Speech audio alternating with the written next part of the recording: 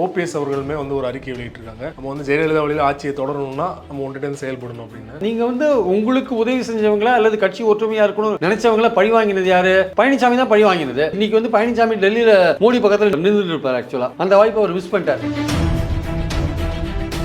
சந்திரபாபு நாயுடு, நிதிஷ்குமார் மாதிரி அவர் ஒரு தலைவராக நின்றுட்டு இருப்பார். 26 நோக்கி நீங்க போகும்போது வலுவா போயிருப்பீங்க. யாருமே எதிர்பார்க்கல இல்லையா? ஒருவேளை வந்து பிஜேபி மெஜாரிட்டியோட வந்திருந்தா அதிமுக கூட்டணியில இருந்தா கட்சியை உடைச்சிருப்பாங்க இல்லையா? அந்த ஆபத்தும் நடந்திருக்கும் சார். அதுல இருந்து கொஞ்சம் தப்பிச்சிருக்காங்க. கொஞ்சம் யோசிச்சிருக்காரு எடப்பாடி. அதனால வந்து கூட்டணில இருந்து வெளில வந்தாரு. முதல்ல இந்த அதிமுகவை இந்த கொங்குப்பிடியிலேருந்து அகற்றணும். முதல்ல அகற்றினாதான் வந்து இது அப்பதான் வந்து இதாகும். அந்த ஒற்றுமைக்கான ஒரு குரல் இன்னும் பலமா ஒலிக்கும். கொங்குப்பிடியிலேருந்து அகற்ற முடியும்னு நினைக்கிறீங்களா? சாத்தியம் இருக்குன்னு நினைக்கிறீங்களா? இல்லை பவர்ஃபுல்லான தலைவர்கள் அங்கதான் இருக்காங்க இல்லையா? பழனிசாமி இமீடியட்டா தன்னுடைய ஈகோவை விட்டுட்டு பொதுக்குழு கூட்டணும், கூட்டி உடனடியாக பிரிந்து போனவர்களுக்கெல்லாம் அழைப்பு விடுக்கணும். அழைப்பு விடுத்து அவங்களை சேர்த்து கூட்டு தலைமையின் கீழ் 26 வரையும் இயங்கணும். இயங்கின பிறகு அப்புறம் ஒற்றை தலைமைக்கு ஒரு கட்சி தேர்தல் நடத்தி ஒற்றை தலைமையை தேர்ந்தெடுக்கணும். இதுதான் அதிமுக இமீடியட்டா பண்ண வேண்டிய வேலை. இதை அவர்கள் செய்ய தவறுவார்கள். அண்ணாமலை கிளைம் பண்ண அந்த 2 இலக்க ஓட்டு வந்து வந்துருச்சு இல்லையா? அதிமுகலேருந்து சாஃப்ட் இந்துத்துவ ஓட்டு ஷிஃப்ட் ஆயிருக்கு. இதனால தான் அவங்க வந்திருக்கே தவிர இதுவே 26 நிரந்தரமா இருக்குமா சொல்ல முடியாது. 26 மீண்டும் அதிமுகவா திமுக அப்படிங்கிற நிலை தான் போகுமா? அப்படிதான் போகணும். அதிமுக ஒன்றுபட்டால் அதிமுக என்ற நிலைக்கு தான் போகும். இல்லாட்டி போட்டின்றது வந்து விஜய் வந்துட்டா வச்சுக்கோங்க களத்துல. விஜயும் சீமானும் ஒன்றுபட்டாங்க வச்சுக்கோங்க, கூட்டணி அமைச்சாங்க வச்சுக்கோங்க, அவங்க 2 பேருக்குள்ள போட்டியா மாறும். சீமான் தரப்புல இருந்து நாங்க விஜயோட இருந்து செயல்பட ரெடின்னு சொல்றாரு. ஆனா விஜய் தரப்புல இருந்து எதுவுமே வரல இல்லையா? இன்னும் சம்பந்தமான பேச்சுவார்த்தைகள்லாம் நடந்துட்டு இருக்குன்னு சொல்றாங்க. வெளிப்படையா நடக்கலையே தவிர மறைமுகம். இது போன்று அரசியல் சார்ந்து எக்ஸ்க்ளூசிவான வீடியோக்களை தொடர்ந்து காண ஆகாயம் வாய்ஸ் சேனலை சப்ஸ்கிரைப் பண்ணுங்க. ஆகாயம் வாய்ஸ் நேயர்களுக்கு வணக்கம். இன்றைக்கு நம்மோட நேர்காணலுக்காக மூத்த பத்திரிகையாளர் பிரியன் அவர்கள் நம்மோடு இருந்திருக்கிறார். அவரோடு பேசலாம். சார் வணக்கம். சார், நடந்து முடிந்த நாடாளுமன்ற தேர்தலில் அதிமுக மிகப்பெரிய அளவில் ஒரு தோல்வியை சந்திச்சிருக்காங்க. சசிகலா அவர்கள் வெளிப்படையாக சொல்லியிருக்காங்க, இந்த மாதிரி நம்ம ஒன்றிணைந்து செயல்பட வேண்டிய நேரம் வந்திருக்குது, இனிமேலும் பொறுத்து கொள்ள முடியாது. ரொம்ப ஆவேசமாக ஒரு அறிக்கையை வெளியிட்டிருந்தாங்க நேற்று. இன்றைக்கு ஓபிஎஸ் அவர்களுமே வந்து ஒரு அறிக்கையை வெளியிட்டிருக்காங்க. நம்ம வந்து ஜெயலலிதா வழியில் ஆட்சியை தொடரணும்னா நம்ம ஒன்றிணைந்து செயல்படணும் அப்படின்னு. அதிமுக தரப்புலேருந்து வெளிப்படையாக ஒரு விமர்சனம் வந்துக்கிட்டே தான் இருக்குது. கேபி முனுசாமி காலையிலே பத்திரிகைகளை சந்தித்து விமர்சனம் பண்ணிகிட்டு இருக்காரு. நீங்கள் வந்து கட்சி சின்னத்தையே முடக்க முயற்சி பண்ணீங்க, உங்களால் ஒரு நாளும் சேர்த்துக்க முடியாது அப்படின்னு கடுமையான பதிலடி கொடுத்துருக்காரு. எப்படி பார்க்குறீங்க? இங்கே அரசியலில் வந்து ஒரு கட்சியில் ஒரு பிளவு வரும்போது பலவிதமான போட்டிகள் நடக்கும். எந்த குழு ஆதிக்கம் பெறுகிறது என்பதில் போட்டி நடக்கும். அப்போ பலவிதமான செயல்பாடுகளாக நடக்கும். பட் அதையே சொல்லிட்டு இருக்க முடியாது. 1984-87 காலகட்டத்தில் ஜெயலலிதாவோடு யாரும் தொடர்பு கொள்ள வேண்டாம்னு எம்ஜிஆர் பேர்லேயே அறிக்கை வந்தது. கட்சி தொண்டர்கள் யாரும் ஜெயலலிதாவோடு தொடர்பு கொள்ளாதீர்கள் அண்ணா பத்திரிகையில் அறிக்கை, எம்ஜிஆர் அறிக்கை வந்தது. அப்புறம் அதே ஜெயலலிதா தான் அதிமுக லீட் பண்ணாங்க. அது இதெல்லாம் வந்து ஒரு பெரிய விஷயம் கிடையாது. அப்படி பார்த்தா ரெட்டலை முடங்கி போனீங்க. 89 ரெட்டலை முடங்கல, 87-89 ரெட்டலை முடங்கினது இல்லையா? ஸோ அதுக்கு என்ன பண்ணுறது? அப்புறம் ஜெயலலிதா எலெக்ஷனில் வின் பண்ணி அதை மீட்டாங்கன்றது வேறு விஷயம். அது வந்து ஒரு கட்சியோட பிளவு வரும்போது இந்த மாதிரி விஷயங்கள்லாம் நடக்கிறது சகஜமான ஒரு விஷயம். அதையே நீங்கள் சொல்லி காமிச்சு ரெட்டலை எழுத்து போட்டி போட்டார் அதெல்லாம் சொல்ல முடியாது. அவர் அடிப்படையில் எம்ஜிஆர் ஜெயலலிதாவுடைய தொண்டர். அவர் ஒரு தொண்டர் அல்லது அந்த அவருடைய ஃபாலோவரில் ஒரு ஒருத்தராக இருக்கார். நீங்கள் இன்றைக்கி பேசுகிற நீங்கள் கேபி முனுசாமி உட்பட, பழனிசாமி உட்பட, ஈவன் ஓபிஎஸ் உட்பட எல்லாருமே ஒரு காலத்தில் நீங்கள் சசிகலா நம்பி தானே கட்சியில் இருந்தீங்க. உங்களுடைய எல்லா தொடர்புகளும் சசிகலா வரையும் தானே போச்சு, ஜெயலலிதா வரையும் போச்சா? ஜெயலலிதாவோட நீங்கள் தொடர்பு கொண்டீங்களா? உங்களை வழி நடத்தினது யார்? ஜெயலலிதா சார்பாக சசிகலா தானே வழி நடத்தினாங்க. சரி, ஜெயலலிதா இறந்து போன பிறகு என்ன பண்ணீங்க? வரிசையாக நின்று அம்மா நீங்கள் தான் கட்சியை காப்பாற்றணும்னு காலில் விழுந்தீங்களே. அப்புறம் உங்களை முதலமைச்சர் ஆக்கிட்டு ஜெயிலுக்கு போனது யார்? சசிகலா தானே. அந்த சசிகலாவே யாருன்னு கேட்டீங்க நீங்கள் வெளில வந்தோடனே. அப்புறம் உங்களுக்கு தோள் கொடுத்து 4 வருஷம் ஆட்சி பண்ண கூட இருந்த ஓபிஎஸ்ஸை வெளியில் அனுப்பிச்சிங்க. ஆக்சுவலாக வந்து பார்த்தீங்கன்னா நீங்கள் வந்து உங்களுக்கு உதவி செஞ்சவங்களா அல்லது கட்சி ஒற்றுமையாக இருக்கணும் நினச்சவங்கள பழி வாங்கினது யார்? பழனிசாமி தான் பழி வாங்கினது. நீங்கள் உங்கள்கிட்ட பணம் இருக்குது, இல்லை உங்கள் செல்வாக்கு இருக்குது, உங்கள் கொங்கு மண்டலத்து ஆட்கள் எல்லாரையும் வளர்ச்சி போடுறாங்க அப்படின்ட்டு பொதுக்குழு உறுப்பினர்கள்லாம் உங்கள் பின்னாடி இருக்காங்க, எம்எல்ஏக்கெல்லாம் என் பின்னாடி இருக்காங்க, கட்சி என் பின்னாடி தான் இருக்குன்னு சொன்னீங்கன்னா, இன்றைக்கி உங்கள் தலைமையில் சந்தித்த தேர்தலில் நீங்கள் எவ்வளோ இடத்துல 3ஆவது இடத்துல போயிருக்கீங்க, எவ்வளோ இடத்துல 4ஆவது இடத்துல போயிருக்கீங்க, எவ்வளோ இடத்துல டெபாசிட் எழுந்திருக்கீங்க. நீங்கள் இது உங்களுக்கு தேவையா? இந்த தேர்தலில் உங்கள் ஸ்ட்ராட்டஜி, ஒட்டுமொத்த ஸ்ட்ராட்டஜியும் தப்பு. ஒன்று நீங்கள் கூட்டணிக்கு பாஜகவோட கூட்டணியில் போயிருந்தீங்கன்னா நீங்கள் தேமுதிக பாமக எல்லாரும் சேர்ந்து ஒரு கூட்டணி அமைச்சிங்கன்னா இது 19 மாதிரி எலெக்ஷன் கிடையாது. இது கொஞ்சம் வேறு மாதிரியான எலெக்ஷன். மோடி வேண்டுமா வேண்டாமாங்கிற ஒரு எலெக்ஷன் வரும்பொழுது 2019 கூட்டணியை தொடர்ந்துன்னா கிட்டத்தட்ட 16 தொகுதிகளில் வந்து நிலைமை மாறி இருக்கும் அப்படின்னு எல்லாருமே சொல்கிறாங்க. அதுதான் தேர்தலுக்கு முன்னாடியிலேருந்தே உங்களுக்கு அதான் சொல்லிட்டு இருக்கேன் நான். ஸோ இது வந்து திமுக என்கிற கட்சிக்கு எதிரான ஒரு அதிருப்தியான மனநிலை. அது தவிர மோடி 9 தடவை இங்கே வந்து ரோட் ஷோ பண்ணியிருக்காரு. ஸோ மோடி கொஞ்சம் வந்து இப்போ பாஜகவுடைய செல்வாக்கு கொஞ்சம் இம்ப்ரூவ் ஆகிருக்கு. அப்படிலாம் இருக்கும் பொழுது நீங்கள் ஒன்றுபட்டு இருந்தீங்கன்னா, எல்லோரும் ஒன்றுபட்டு இருந்தால் நிச்சயமாக நீங்கள் வந்து ஒரு கணிசமான ஒரு இன்றைக்கி வந்து பழனிசாமி டெல்லியில் மோடி பக்கத்தில் நின்றுட்டு இருப்பார். ஆக்சுவலாக அந்த வாய்ப்பை அவர் மிஸ் பண்ணிட்டார். சரி, நீங்கள் அந்த வாய்ப்பை சந்திரபாபு நாயுடு, நிதிஷ்குமார் மாதிரி அவர் ஒரு தலைவராக நின்றுட்டு இருப்பார். 26 நோக்கி நீங்கள் போகும்பொழுது வலுவாக போயிருப்பீங்க. அப்போ வந்து நாங்கள் யாருமே வந்து உங்கள் தலைமையில் நீங்கள் வின் பண்ணிட்டீங்க, ஓபிஎஸ் சேருங்க, டிடிவியை சேருங்க நாங்கள் சொல்ல மாட்டோங்க. யாருமே எதிர்பார்க்கல இல்லையா? ஒருவேளை வந்து பிஜேபி மெஜாரிட்டியோட வந்திருந்தா அதிமுக கூட்டணியில் இருந்தால் கட்சியை உடைச்சிருப்பாங்க இல்லையா? அந்த ஆபத்தும் நடந்திருக்கும் சார். அதுலேருந்து கொஞ்சம் தப்பிச்சிருக்காங்க. ஆனால் கொஞ்சம் யோசிச்சிருக்காரு எடப்பாடி, அதனால வந்து கூட்டணிலேருந்து வெளில வந்தார். இல்லை இப்போ மட்டும் ஒன்றும் இல்லை. இப்போ வந்து இவருக்கு உடைக்கிறதுக்கான வாய்ப்புகள் நிறைய இருக்கு. ஓகே, இப்போ வந்து உடையாதுன்னு சொல்ல முடியாது. ஏன்னா நீங்கள் வலுவா இல்லையே, உங்களை நம்பி இப்போ நான் பின்னாடி வருது. தொண்டர்கள் யோசிக்க மாட்டானா? 26 நோக்கி போகும்போது நீங்கள் ஒன்றுமே இல்லாத இருந்தீங்கன்னா எப்படி வின் பண்ணுவீங்க? உங்களை நம்பி நான் ஏன் உங்கள் பின்னாடி அணிவகுக்கணும்? நாங்கள் தோத்துட்டா அப்புறம் எத்தனை தடவை நாங்கள் தோத்துட்டே இருப்போம். நாங்கள் கீழே இருக்க தொண்டர் தான் கேட்குறாங்க, எத்தனை தடவை நாங்கள் தோத்துட்டு இருப்போம்? இது 10வது தோல்வின்னு அவங்க சொல்கிறாங்க. 10வது தோல்வி எத்தனை தடவை நீங்கள் தோத்துட்டே இருப்பீங்க? இப்போ எடப்பாடி இல்லாமல் வேறு ஒருத்தர் தலைமை வந்தால் ஜெயிச்சிட முடியும்னு நினைக்கிறீங்களா? நான் எடப்பாடி இல்லாத ஒரு தலைமை அப்படி சொல்லுறீங்க. நான் சொல்கிறது என்னென்னா வந்து அனைவரையும் அரவணைத்து கொண்டு நீங்கள் கட்சியை எடுத்து போனீங்கன்னா தொண்டர்களுக்கு ஒரு உற்சாகம் வரும். தொண்டர்களுக்கு உற்சாகம் வந்தால் தான் வேலை செய்வான். கீழே அவன் வேலை செஞ்சால் தான் மக்கள்கிட்ட ஓட்டு வாங்க முடியும். நீங்கள் ஆக்சுவலாக அப்போ தான் மக்களுக்கும் ஒரு நம்பிக்கை வரும். கட்சி ஒற்றுமையாக இருந்தால் தான். இப்போ நீங்கள் வந்து கட்சி என்ன இருந்தாலும் நீங்கள் என்னதான் நீங்கள் சொன்னாலுமே என் பின்னாடி பொதுக்குழு உறுப்பினர்கள் இருக்காங்க, என் பின்னாடி எம்எல்ஏக்கள் இருக்காங்கன்னு சொன்னால மக்கள் பார்வையில் கட்சி பிளவுபட்டு இருக்கிறதா ஒரு தோற்றம் இருக்குது. ஓபிஎஸ் என்ன நினைக்கிறாரு? நீங்கள் பாஜக என்கிற கட்சியை நம்பி உங்கள் பாலிடிக்ஸை பண்ணக்கூடாது. ஆக்சுவலாக அதிமுகவோட இன்ட்ரெஸ்ட்டை நீங்கள் பாலிடிக்ஸ் பண்ணணும். அதிமுகவோட இன்ட்ரெஸ்ட் என்ன? கட்சி ஒன்றுபடணும், கட்சி வலிமையாக இருக்கணும். வலிமையாக இருந்தால் உங்களை தேடிட்டு வருவாங்க. தமிழ்நாட்டை பொறுத்த மட்டும் மாநில கட்சிகளுக்கு என்றைக்குமே ஒரு செல்வாக்கு இருக்கும் சார். நீங்கள் அந்த சான்ஸை வந்து மிஸ் பண்ணிங்கன்னா, 26 மிஸ் பண்ணிங்கன்னா, ஒன்றாக இல்லாமல் தேர்தலை சந்திச்சிங்கன்னா நீங்கள் அதுக்கப்புறம் நீங்கள் கட்சியே வந்து அண்ணாமலை சொன்ன மாதிரி காண போகிறதுக்கான வாய்ப்புகள் இருக்குது. அப்போது இப்போவே நீங்கள் முடித்து கொள்ள வேண்டிய ஒரு தருணம் இது. சரி, நீங்கள் கூட்டணியாக சேர்ந்து போயிருந்தீங்கன்னா இப்போ ஓரளவுக்கு உலக வந்திருப்பீங்க. சரி, தனியாக போனீங்க, ஏதோ ஒரு முடிவு எடுத்தீங்க, தனியாக போகிறேன். சரி, தனியாக போன அந்த ஸ்ட்ராட்டஜியாவது ஒழுங்காக பண்ணீங்களா? அதுவும் பண்ணலை. அங்கேயும் போயிட்டு நீங்கள் மோடியை பற்றி ஒழுங்காக பேச மாட்டேங்க. இது நடக்கிறது மத்திய வேட்பாளர் தேர்வுலேயே ஒரு குளறுபடி, ஸ்ட்ராங்கான வேட்பாளர்கள் அதுவும் கிடையாது. மக்களுக்கு அறிமுகமான வேட்பாளரும் கிடையாது. நீங்கள் உங்கள் பிரச்சாரமும் சரியில்லை. நீங்கள் வந்து முழுக்க சட்டமன்ற தேர்தலில் என்ன பிரச்சாரம் பண்ணுமோ அது மாதிரியே பண்ணியிருந்தீங்க நீங்கள். ஸோ அது நீங்கள் தோற்றுருக்கீங்க. நீங்கள் ஆக்சுவலாக உங்கள் பிரச்சாரமும் சரியில்லை, உங்கள் தேர்தலுக்கு முந்தைய ஸ்ட்ராட்டஜியும் சரியில்லை, தேர்தல் தனியாக போய் பாஜக விட்டு வெளில வந்த பிறகு அதுக்கான ஸ்ட்ராட்டஜியும் உங்களுக்கு சரியில்லை. ஸோ அப்போ உங்களை நம்பி எந்த அடிப்படையில் உங்களை நம்பி இந்த கட்சி வரும்? பின்னாடி தொண்டர்கள் எந்த அடிப்படையில் வருவாங்க? ஸோ அதனால தான் வந்து ஒன்றுபட வேண்டிய கட்டாயம் இங்கே வருது. உங்களுடைய ஈகோ, யாருடைய ஈகோ? பழனிசாமியோட ஈகோ காரணமாக, அல்லது இந்த கொங்கு மண்டலத்தின் பிடியில் இருக்கிற அதிமுக காரர்களின் ஈகோ காரணமாக, அது வேலுமணியோ தங்கமணியோ முதல்ல இந்த அதிமுகவை இந்த கொங்கு பிடியிலேருந்து அகற்றணும். முதல்ல அகற்றினா தான் வந்து இது, அப்போ தான் வந்து இதாகும். அது ஒற்றுமைக்கான ஒரு இது குரல் இன்னும் பலமாக ஒலிக்கும். கொங்கு பிடியிலேருந்து அகற்ற முடியும்னு நினைக்கிறீங்களா? சாத்தியம் இருக்குன்னு நினைக்கிறீங்களா? இல்லை பவர்ஃபுல்லான தலைவர்கள் அங்கே தான் இருக்காங்க இல்லையா? முதல்ல அதிமுகலேருந்து இந்த கொங்கு மண்டலத்தோட ஆதிக்கத்தை ஒழிச்சா தான் சார் அதிமுக ஒன்றுபடும். ஏன்னா அவங்க என்ன நினைக்கிறாங்க, இந்த கட்சியே நம்மளுன்னு நினைக்கிறாங்க. இன்றைக்கி தெற்க வந்து பாஜகவோட குறைவான ஓட்டு விகிதம் வாங்கியிருக்காங்க. சவுத்தில் மத்திய மண்டலத்தில் கேட்கவே வேண்டாம். பாமக கூட்டணியில் இல்லாதனால அங்கேயும் ரொம்ப குறைவான ஓட்டு தான் வாங்கியிருக்காங்க. ஸோ இப்படி இருக்கும்பொழுது சேலத்தில் உங்கள் தொகுதி தானே சேலம், நீங்கள் போன வாட்டி எவ்வளோ கான்ஸ்டியூஷன் அங்கே வின் பண்ணீங்க அசம்பிளியில். இந்த வாட்டி ஏன் தோற்றிங்க? நீங்கள் செலவு எழுதிட்டு ஏன் தோற்றிங்க நீங்கள் சேலத்தில்? ஸோ அந்த நம்ம பாயிண்ட் என்னென்னா வந்து உங்களுடைய ஈகோ விட்டுருங்க. உங்களுடைய ஈகோ விட்டுட்டு கட்சியோட நலனை பாருங்கள். கட்சியோட நலனை பார்த்து ஒரு பொதுக்குழு இமீடியட்டாக கூட்டி நீங்கள் எல்லோரும் வந்து பிரிந்து போன எல்லோரும் வந்து மீண்டும் இணைய வேண்டும் அப்படின்னு சொல்லிட்டு கட்சிக்கு வந்து ஒரு கூட்டுத்தலைமை வைங்க. இல்லை, இப்போ எடப்பாடி பழனிசாமி அவர்கள் மட்டும்தான் சசிகலாவையோ ஓபிஎஸ்ஸையோ தினகரனையோ வந்து வேணான்னு சொல்கிறார் நினைக்கிறீங்களா? மற்ற தலைவர்களுமே விரும்புகிறாங்களா? அப்போ அதெல்லாம் எடப்பாடியோட இன்ஃப்ளூயன்ஸ் தாங்க. அதெல்லாம் எடப்பாடி மாறினார்னா எல்லாம் மாறிட்டு போகிறாங்க. கீழே எடப்பாடி தான் இதெல்லாம் பின்னாடி இருந்து இயக்கிறது.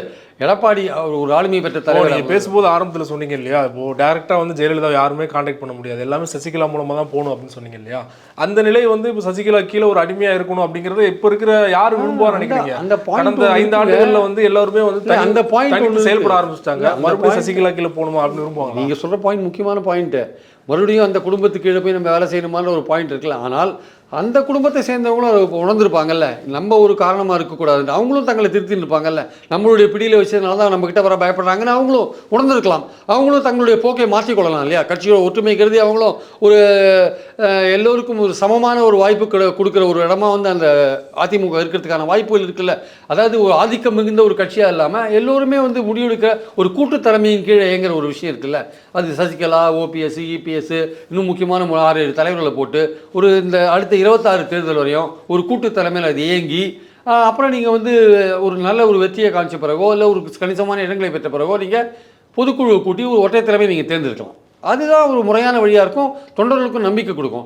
இது நீங்கள் சொல்கிற இது எதுக்கு போய் நம்ம சசிகலா குடும்பத்துக்கிட்ட மறுபடியும் போய் அவங்கக்கிட்ட போய் எல்லாத்துக்கும் கெஞ்ச வேண்டியிருக்கும் அப்படின்ற மாதிரி நினைக்கிறாங்க. அது ஒரு காரணமாக இருக்குது. ஆனால் இதை வந்து சசிகலா தரப்பும் உணர்ந்திருக்கும் இல்லையா, அவங்களும் வந்து சரி நம்ம பழைய காலத்தில் நம்ம அப்படி இருந்துட்டோம், ஜெயலலிதா மாதிரியான ஒரு ஆளுமையிட்ட நம்ம இருந்ததுனால அதுக்கு காரணம் வந்து இவங்க கிடையாதுங்க, சசிகலா கிடையாதுங்க, அதுக்கு காரணம் ஜெயலலிதா. அவங்க இவங்களுக்கு அதிகாரத்தை கொடுத்து வச்சுருந்தாங்க, இவங்கள தான் ரெப்ரசன்டேட்டிவ் மாதிரி வச்சுருந்தாங்க, எல்லாம் அவங்கக்கிட்ட போனாங்க. அதுக்கு இவங்கள கொஸ்டின் ஒன்றும் பயன் இல்லை. நீங்கள் எழுதுவதற்கு அம்பை நோவதேன்ற மாதிரி அது ஜெயலலிதாவானால தான் அந்த பவர் அவங்களுக்கு வந்தது. நான் உங்களுக்கு பவர் ஆஃப் அட்டர்னி கொடுத்ததுனால தான் நீங்கள் ஆக்ட் பண்ணீங்க. நான் பவர் ஆஃப் அட்டர்னி கொடுக்கல, நானே டீல் பண்ணேன்னா நீங்கள் எங்கே வரீங்க? நீங்கள் ஃபீல்டுலேயே இருக்க மாட்டீங்களா?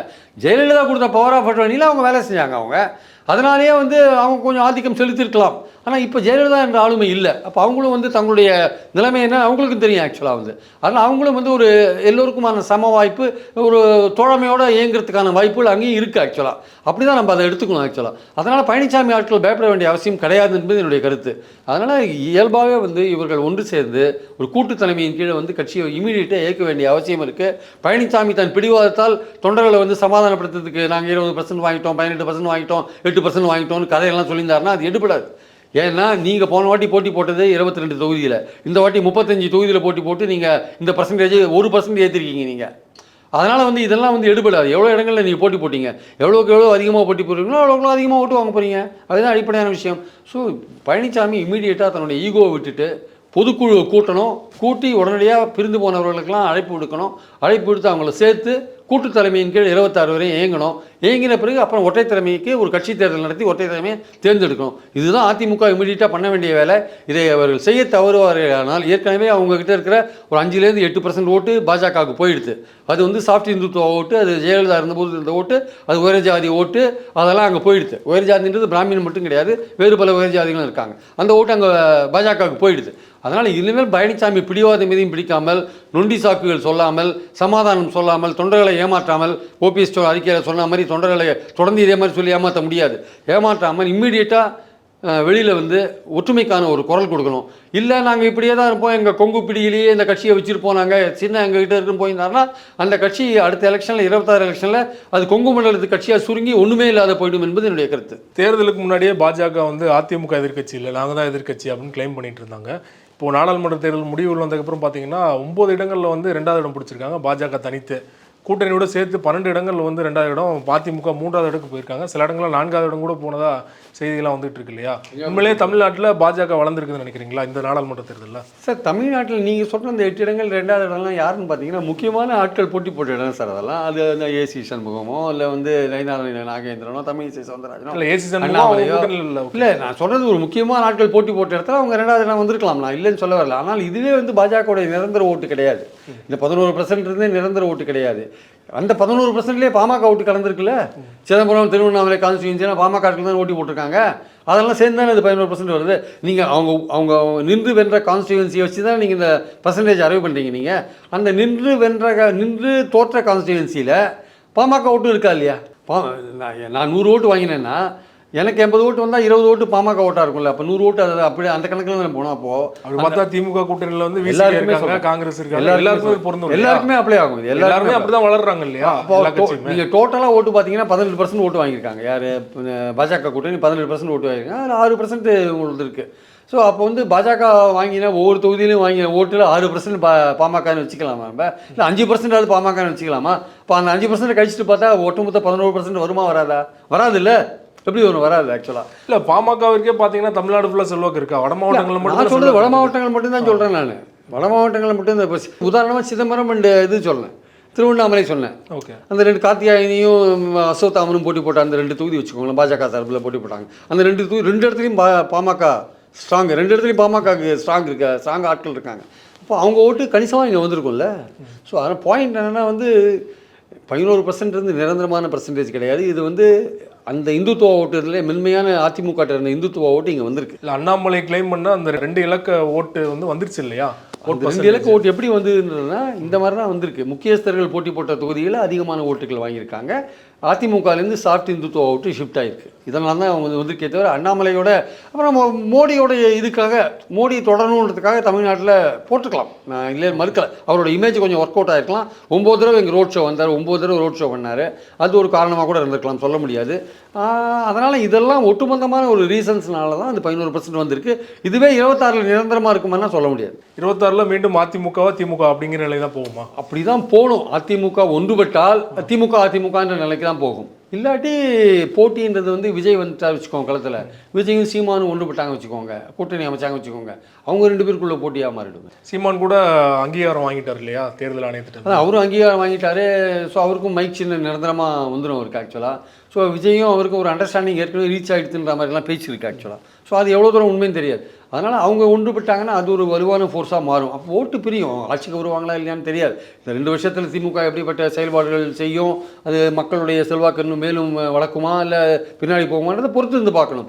பாயிண்ட் என்னென்னா அதிமுக ஒன்றுபட்டு இருந்தால் அதோட கூட்டு சேர வர கட்சிகள் நிறையா இருக்கும். இப்போ அதிமுக ஒன்றா இருந்தால் வச்சுக்கோங்களேன், வலுவா பாமக அதோடு சேருவாங்க, தேமுதிக அதோடு சேருவாங்க.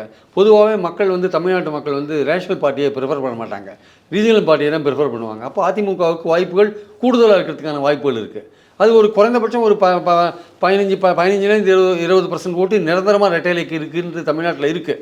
ஸோ அந்த ஓட்டை நீங்கள் தக்க வச்சுக்கணும், இல்லை கூடுதலான ஓட்டு வாங்கணும்னா நீங்கள் ஒன்றுபட்டு இருக்க வேண்டிய அவசியம் இருக்குது. அப்போது கூட்டணி கட்சிகள்லாம் உங்கள்கிட்ட வரும்பொழுது உங்களுடைய மதிப்பு வந்து செல்வாக்கு கூடுவதற்கான வாய்ப்புகள் இருக்கிறது. ஸோ இதெல்லாம் கணக்கு பண்ணி பார்த்தீங்கன்னா கூட அதிமுக ஒன்றாக இணைந்து செயல்பட வேண்டிய அவசியம் அதிகமாகிறது ஆக்சுவலாக. ஆனால் பாஜகவுடைய செல்வாக்கு வந்து இந்த 11% நிரந்தர இது கிடையாது.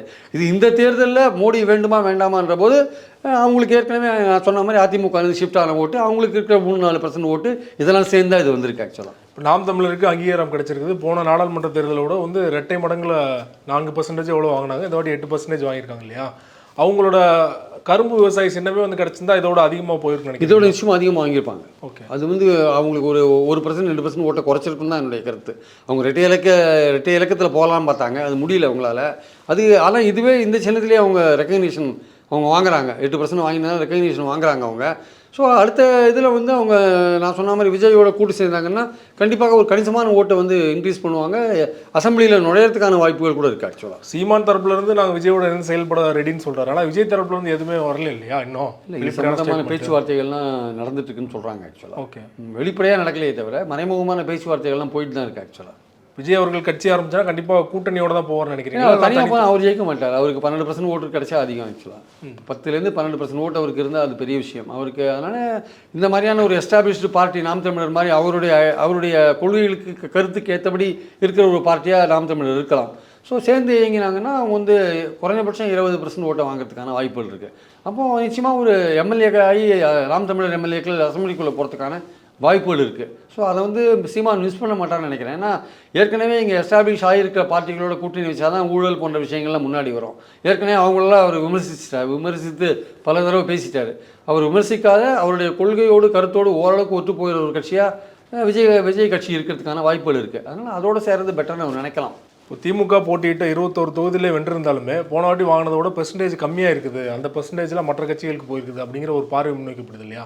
எப்படி பார்க்குறீங்க? திமுக ஓட்டுகள் வந்து நிச்சயமாக வந்து பாஜகவுக்கு போயிருக்கிறதுக்கான வாய்ப்பு. ஓட் பெர்சன்டேஜ் கம்மியாக இருக்குது இல்லையா போன வாட்டி? அவங்க வந்து போன வாட்டி வந்து இந்த விசிகா அண்டு மதிமுக 2 பேரும் உதயசூரியன் சின்னத்தில் இருந்தாங்க 2 தொகுதியில். இந்த வாட்டி 2 தொகுதியில் இல்லைன்னு நினைக்கிறேன், அது போயிடுச்சு ஆக்சுவலாக.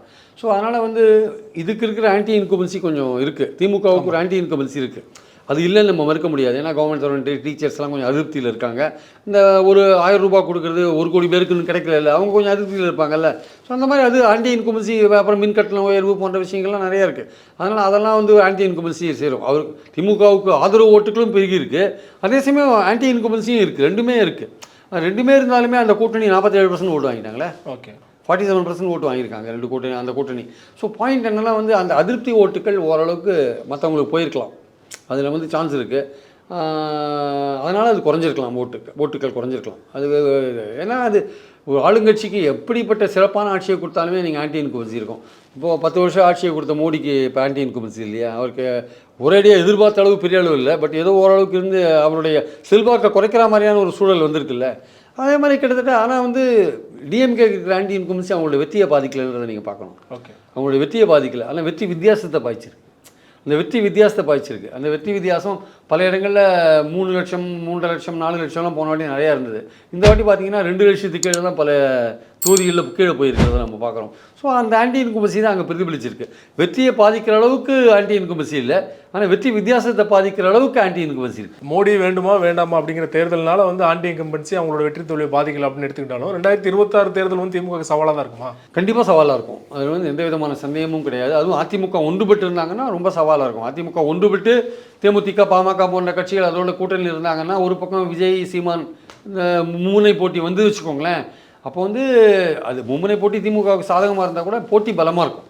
அது வந்து அதிமுக ஒன்றுபடுறதுல தான் இருக்குது. ஸோ 26 தேர்தலை வந்து ஒரு வைப்ரண்ட்டாக ஒரு போட்டி மிகுந்த ஒரு பரபரப்பான தேர்தலாக மாற்றுற ஒரு பொறுப்பு வந்து அதிமுக இருக்குது. அது ஒன்றுபட்டால் அது ஒரு நல்ல பலமான கூட்டணி அமைக்க முடியும். பாஜகவே அதிமுக கூட்டணியில் சேர்கிறதுக்கான வாய்ப்புகள் இருக்குது. அவங்க இப்போலாம் பேசலாமே தவிர, அவங்க இந்த சென்ட்ரலில் இப்போ வந்து அவங்களுக்கு ஃபுல் ஃப்ளெஜ்டு கவர்மெண்ட் இல்லை. ஸோ இந்த கவர்மெண்ட்டே எப்படியே போச்சு வச்சுக்கோங்க, 26 வரையும் ஏதோ ஊசலாளின்னு போயிடுச்சு வச்சுக்கோங்க. அவங்க தமிழ்நாட்டில் வந்து ஒரு அதிமுக மாதிரி ஒரு கட்சியோட தான் அவங்க தோளில் ஏறி தான் பயணம் பண்ணுறதுக்கு விருப்பப்படுவாங்க.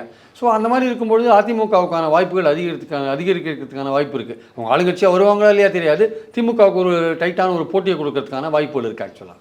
ரொம்ப நன்றி சார், உங்கள் நேரத்தை ஒதுக்கி பல்வேறு தகவல்களோட பண்ணிக்கொண்டீங்க. தேங்க்யூ.